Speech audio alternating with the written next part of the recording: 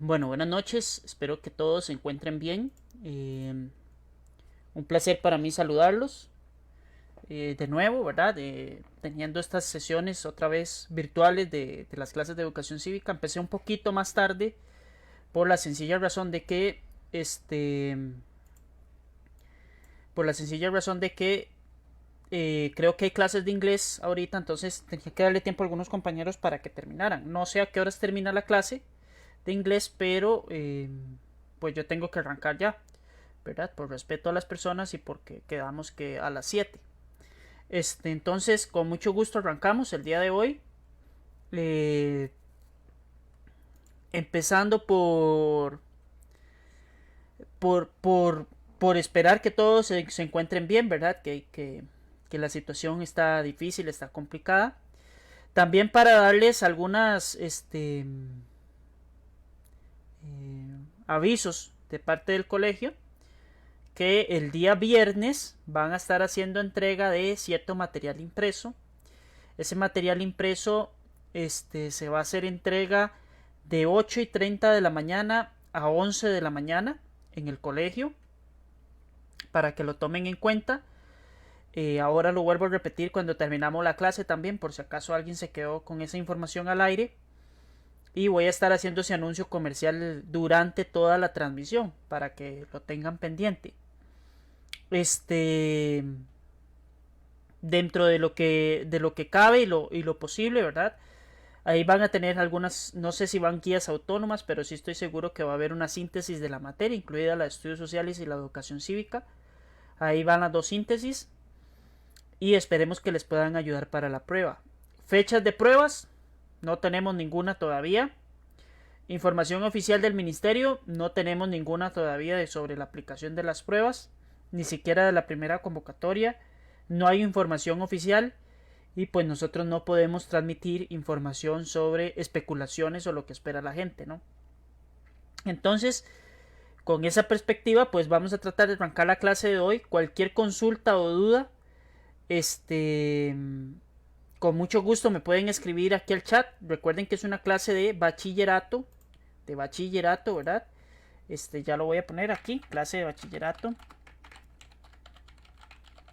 número 2, por si acaso alguien tuviera alguna situación de que entran equivocados, ¿verdad? Es una clase de bachillerato número 2 y esperando que pues sea de mucho provecho. La clase es relativamente corta, como siempre las hemos hecho, de 40 minutos, alrededor de 40 minutos, una hora, y pues espero recibir todas las dudas posibles para poder aclararlas. El tema de hoy es el segundo tema más importante para el examen de educación cívica. Es el tema de ideologías políticas. En el examen de bachillerato por madurez es un tema que está íntimamente relacionado con el tema que vimos en la clase número 1, que ahí está el enlace y se los puse, que es el tema de regímenes políticos. Entonces, con esa perspectiva y arrancando con la clase, vamos a ir viendo un poco lo que son las ideologías políticas y las diferentes manifestaciones de ellas.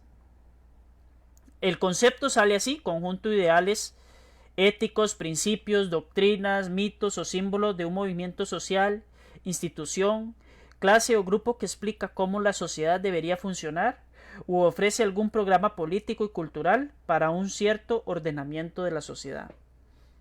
Tal cual como sale ese concepto es como lo coloca el MEP en muchos de los casos en los exámenes. Generalmente está entre la pregunta 1 y la pregunta 4. Las ideologías políticas. ¿Qué es una ideología? Una manera de pensar, una forma de desarrollar. Y pues los países, los partidos políticos y las naciones y los estados tienen una ideología de cómo debe funcionar. Entonces, de qué es lo correcto y qué es lo incorrecto, ¿verdad? De qué puede ser tolerable y qué no puede ser tolerable, todo eso va incluido en la ideología. La ideología es validada por la sociedad, porque está creada por la sociedad, hasta cierto punto, ¿verdad? Entonces las estructuras generalmente responden a esa ideología, a la forma en que piensan los diferentes estados. Dentro de las ideologías vamos a tener el liberalismo moderno, la primera ideología que vamos a abarcar el día de hoy, que fue propuesta por John Locke. Él es un pensador ilustrado de hace aproximadamente 400 años, que generó un cambio bastante significativo en la manera en cómo nosotros vemos o se veía en aquel tiempo el aparato estatal, que estaba conformado por reyes, que estaba conformado por monarquías muy grandes, que los estados nacionales estaban apenas, digamos, terminando de formar, o sea, los países estaban terminando de formar, y este movimiento de la Ilustración planteó un cambio en cómo era el sistema económico y político de un país. Pero bueno, también dice que el padre del liberalismo dice que la soberanía emana del pueblo. La soberanía es el poder, es la representación, es el que toma las decisiones. Eso es ser soberano, ¿no? Y al ser soberano y la emanación de esa soberanía sobre el pueblo descansa en el derecho a poder elegir nuestros representantes. Y el poder elegir nuestros representantes se basa en el sufragio, en el derecho al voto.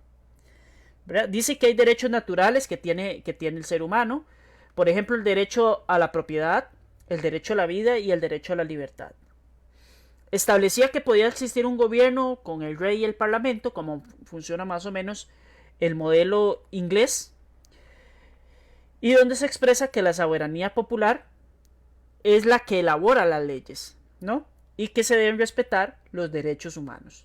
Eso es lo que plantea el liberalismo moderno. Este señor es John Locke, como les digo, que es del movimiento ideológico de la Ilustración. Dentro del liberalismo político, ¿qué características vamos a encontrar? Aquí vamos a encontrar las pequeñas claves que le dieron posteriormente a Francia las armas suficientes y las formas de pensar o el cambio en el pensamiento suficiente para generar que Francia pasara de una monarquía absoluta donde el rey Luis hacía lo que quería y deshacía lo que quería, a tener un poder pues hasta cierto punto limitado y pues pasar a ser un país muy desarrollado como lo es hoy en día Francia. Jean-Jacques Rousseau, más conocido como Rousseau, formula que hay un contrato y ese contrato se llama el contrato social. Esa es su principal obra literaria. El contrato social lo que dice es que ambas partes se tienen que comprometer a aceptar la mayoría de la población o las decisiones que toma la mayoría de la población, y que tenemos que responder sobre ellas. Entonces eso es lo importante de lo que nos plantea Jean-Jacques Rousseau. Dice que tiene que haber un compromiso de las partes, del Estado responder sobre lo que la soberanía ha solicitado, y pues la soberanía, el soberano, ¿verdad? El Estado, y el ciudadano responder a lo que el Estado le solicita.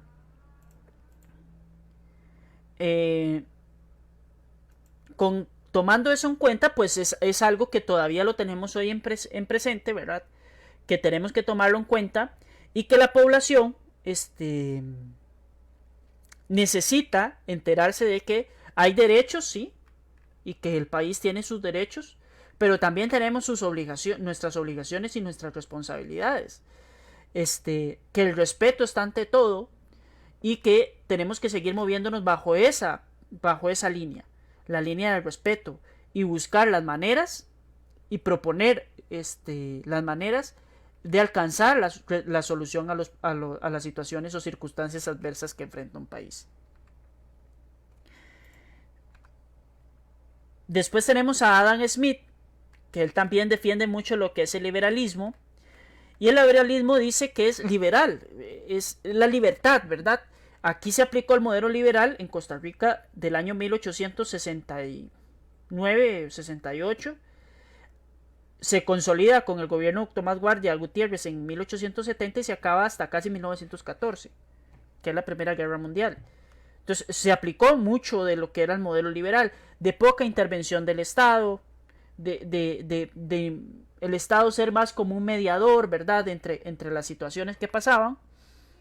Y el liberalismo proviene de eso, dice que los países se hacen ricos por las fuentes de trabajo.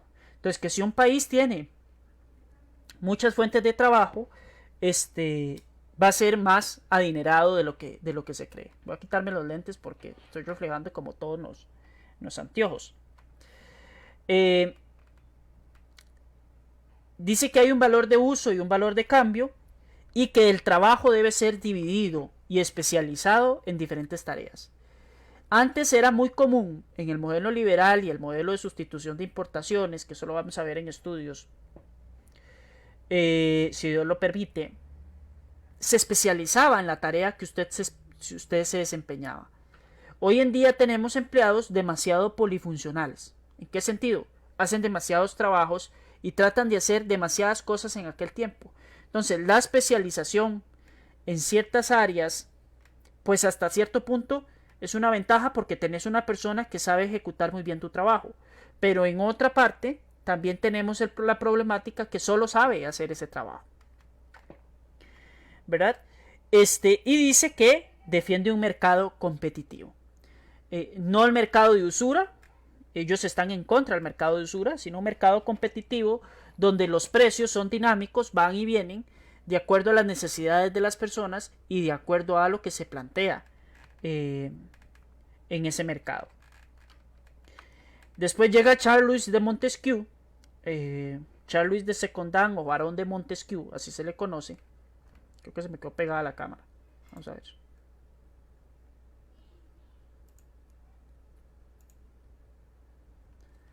Vamos a ver si se me quedó pegada a la cámara.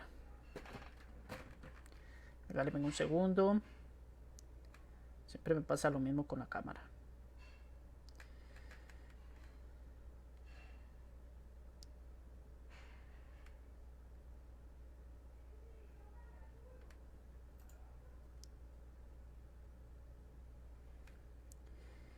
Vamos a ver si retoma ahí.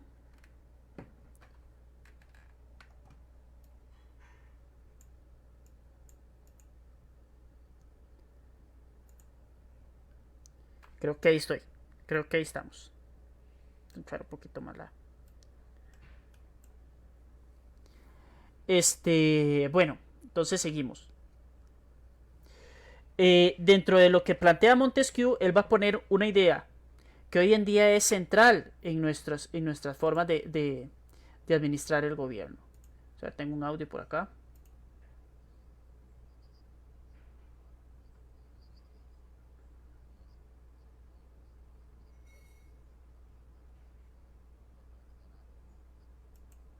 Ok, no, eso es una duda fuera de tema. Vamos a ver, no me digas que se quedó pegada otra vez la cámara. No. Bueno, Charles de Montesquieu lo que propone es que hay que dividir el Estado en tres poderes.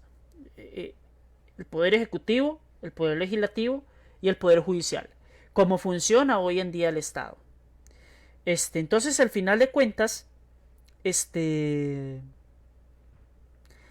la ley dice que el Estado tiene que tener esa limitación de poder para no cometer arbitrariedades, ¿verdad? Lo que pasa es que esa función asignada para cada uno de los poderes tiene que estar muy bien delimitada, porque si no puede pasar lo que podemos nosotros analizar que ocurre en nuestro país, que hay un exceso de burocracia y que hay un exceso de límites. Entonces, se propone una ley nueva que puede beneficiar a una gran cantidad de población, pero un solo diputado puede decir que esa ley no funciona, poniéndole emociones. Y si no, un simple ciudadano puede ir y poner un recurso de amparo y pues derribar esa ley, o un recurso de inconstitucionalidad. Entonces, esa limitación es un hilo muy delgado que se tiene que trazar en el funcionamiento del Estado, y Charles de Montesquieu pues nos da la base de lo que tenemos hoy en día como los sistemas democráticos modernos.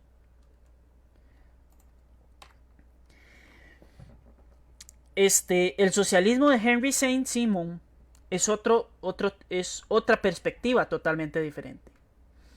Los modelos socialistas siempre se han acusado de ser comunistas, Y hay que tener claro y hay que separar algunas cosas. Sí son muy relacionados entre sí, porque sí hay una relación. Pero la relación es estrecha, pero no siempre aplica.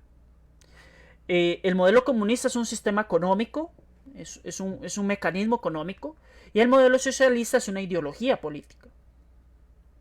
Entonces dice la ideología socialista de Henry Saint-Simon, y ya vamos a ver el principal exponente del socialismo, dice que la propiedad privada solo se debe establecer si es merecida.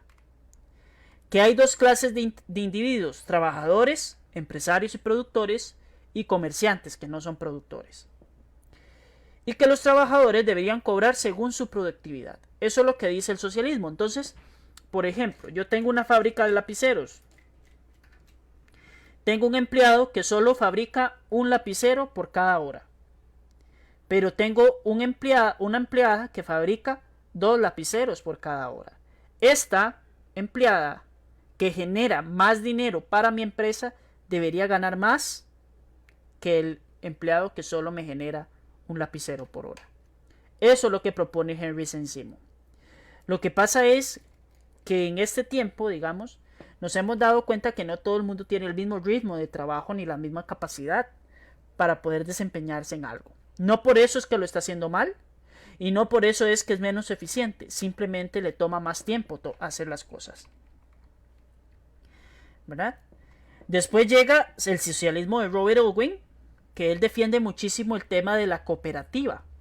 ¿Qué es el tema de la cooperativa? Y tomando otra vez el ejemplo de los lapiceros.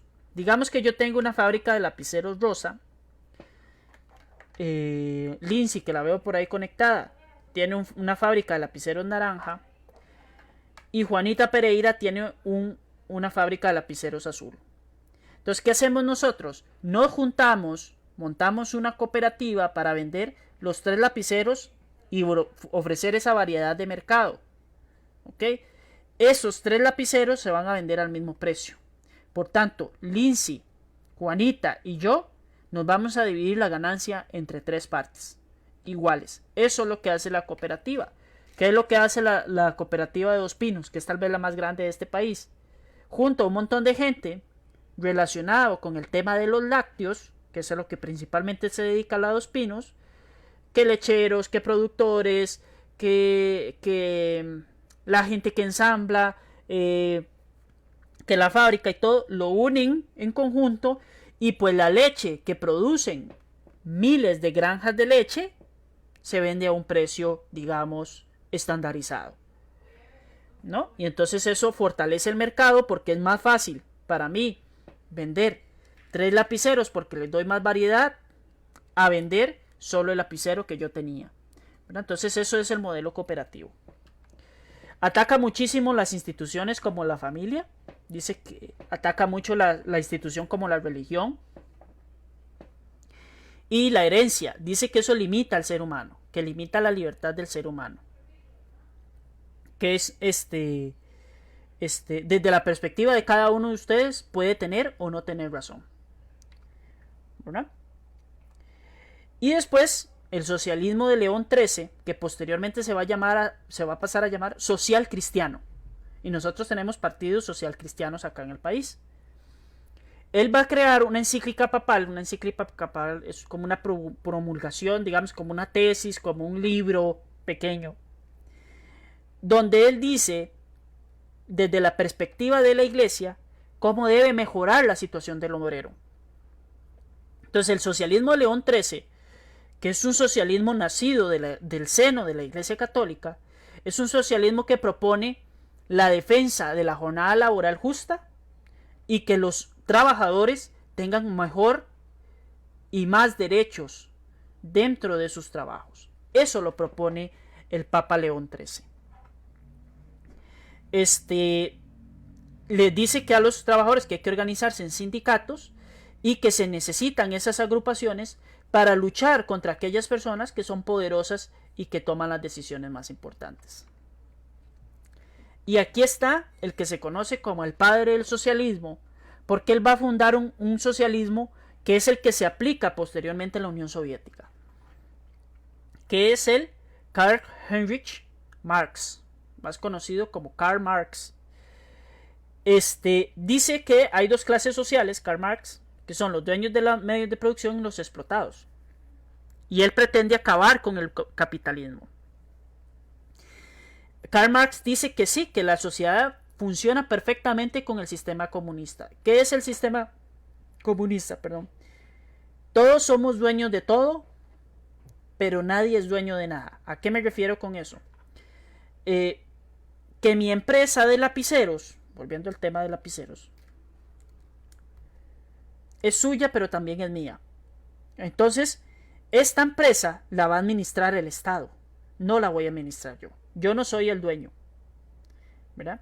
Entonces, el Estado vende con esta empresa y con la generación de recursos de acuerdo a lo que usted necesita, así se le va a asignar. Entonces, por ejemplo, si yo tengo una familia que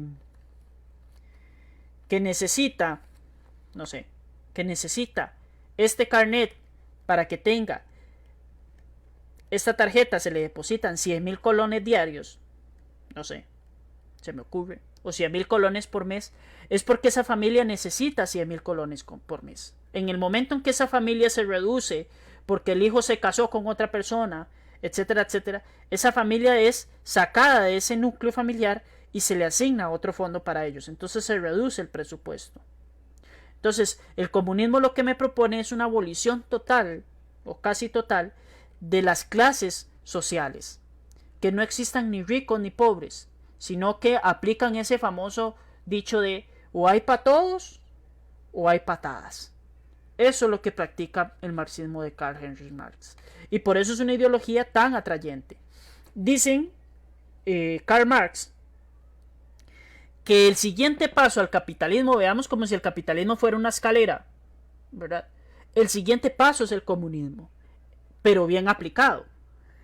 El único imperio y el único civilización que yo he estudiado que lograron aplicar esto casi que a la perfección, pero claro, tenían un régimen a rajatabla, ¿verdad? Un régimen sumamente duro, eran los incas, y Karl Marx nació muchísimo después del imperio inca, ¿verdad? Donde no había pobreza, todo el mundo tenía una ocupación, todo el mundo tenía su casa y tenía asignación de recursos. Pero es una civilización que existió muchísimo antes de lo que Marx nos plantea. Y después vienen las ideas fascistas.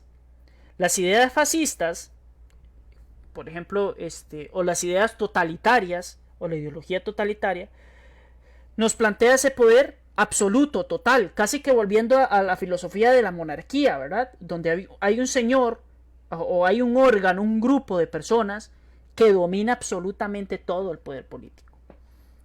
Y se basa en el ultranacionalismo para justificar su estadía en el poder. O sea, y pasa, y lo podemos ver cuando uno estudia la historia. Benito Mussolini, que es el máximo representante del fascismo en el mundo, y en la historia de la humanidad, él inserta el ultranacionalismo italiano como un mecanismo de, mira, sí, los italianos somos los mejores del mundo y no hay nadie que nos pase por encima.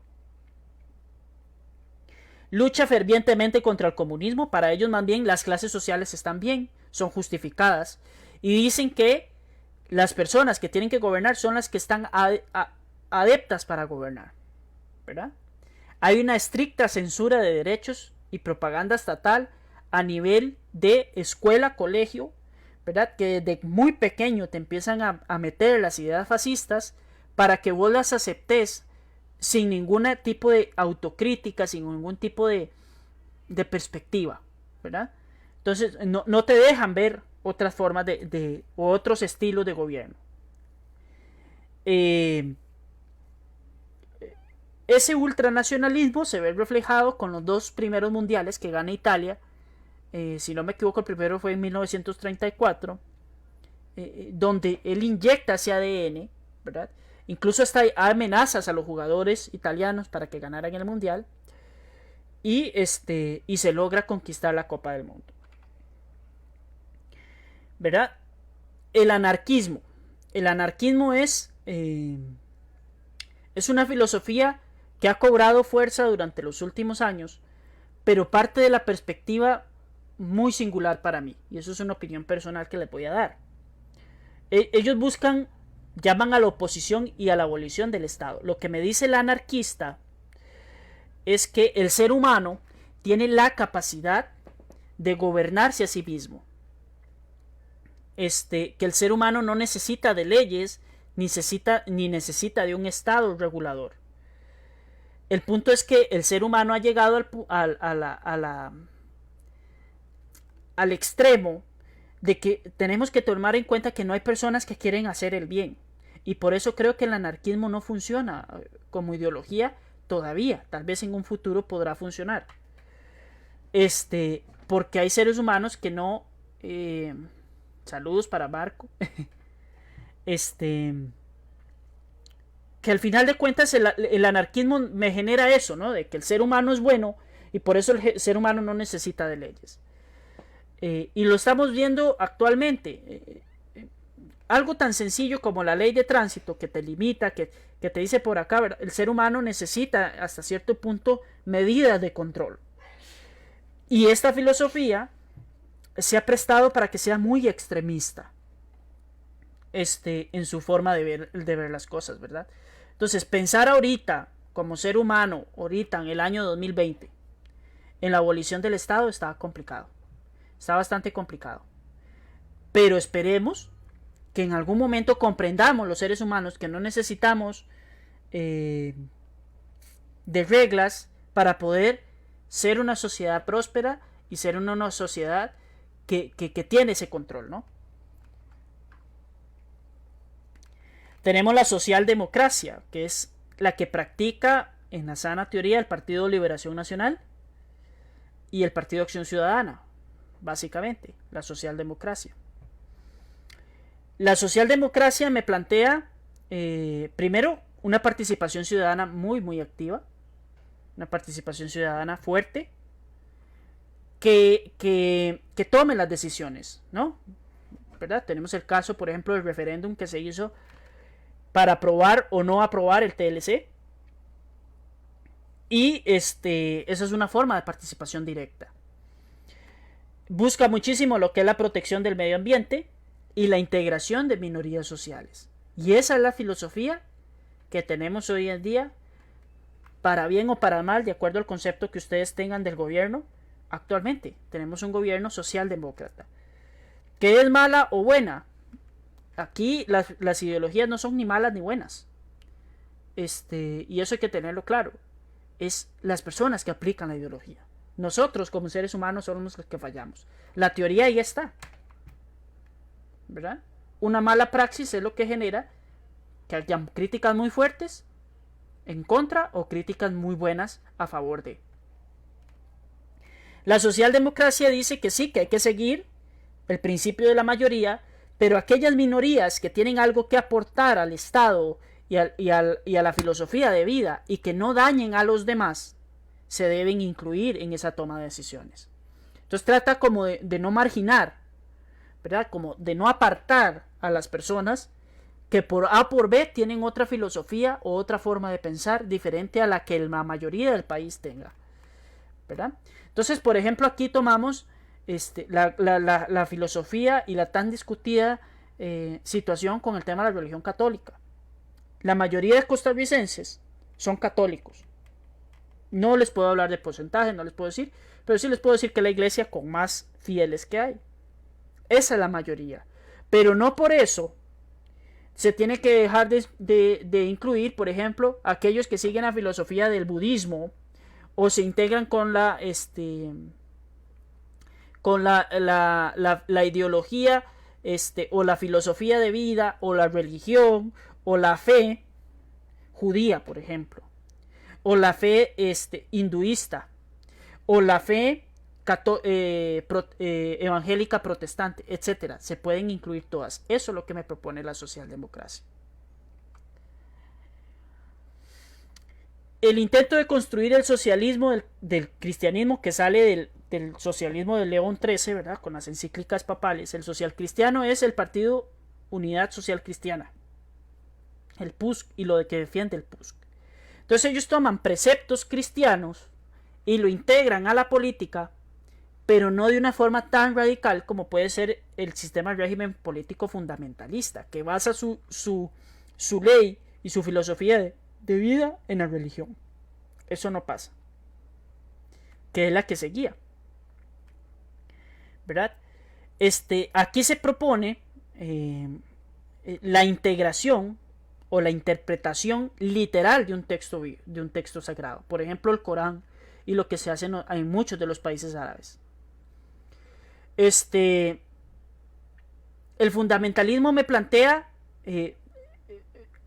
una visión hasta cierto punto limitada de lo que yo puedo o no puedo hacer, desde la creencia de una persona. Y no como les digo, no es que está mal o bien, porque cada quien tiene su fe, ¿no? Yo particularmente opino que la religión y el tema político sí debería estar separado. Porque en el Corán dice, por ejemplo, que o en la Biblia dice que, por ejemplo, que si una mujer es infiel a un varón, tiene que morir a pedradas. Eso es lo que dice la ley judía. Entonces, si yo tomo el Antiguo Testamento, cada vez que una mujer haya sido infiel, va a ser sentenciada a muerte a pedradas. Entonces, esa interpretación tan literal de los textos, que no se adecúan a lo que pasa en la sociedad del siglo XXI, es lo que se vuelve peligroso a veces. Es lo que se vuelve peligroso. Y todas las ideologías tienen extremos, pero estas se han hecho más famosas, ¿verdad? Incluso hasta sirve para estereotipar a ciertas personas, lo cual no es correcto, ¿verdad? Los árabes están muy estereotipados de que son terroristas todos, que todos son malas personas, y están larguísimos de la realidad. Larguísimo de la realidad, ¿verdad? ¿Por qué puse en las encíclicas papales? Porque hay ciertos grupos también dentro de la fe cristiana, dentro de la fe católica, que se vuelven extremistas, como el Ku Klux Klan, que defienden que la gente cristiana de verdad tiene que ser macha, de ojos azules, que tiene que tener dinero, entonces se vuelve algo exclusivo, ¿verdad? Cuando la fe debería ser inclusiva. Inclúyame en esa fe para yo poder vivir mejor. Pero eso es una perspectiva. Y por último está el libertarismo, que el libertarismo es un paso antes del anarquismo. ¿En qué me propone el libertarismo? Muy poca intervención del Estado, las leyes mínimas para regular el control de las personas y la libertad individual. Lo que pasa es que el libertarismo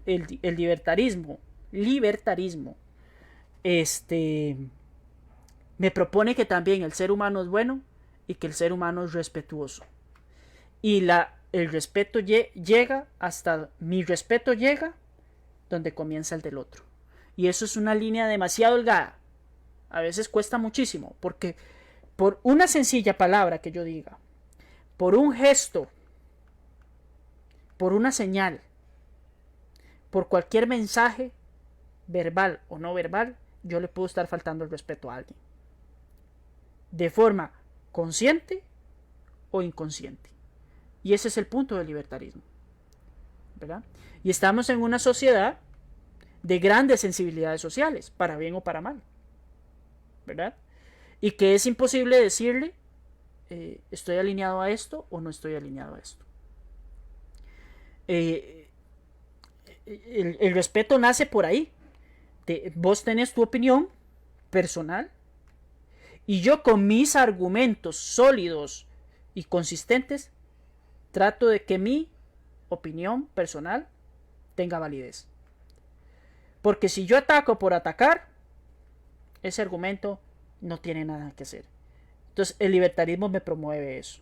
Esa intervención mínima del Estado, esa libertad individual de que cada persona vive como guste y de acuerdo a los valores que se han integrado dentro de su núcleo familiar, dentro de su núcleo social y dentro de su nación, ¿verdad?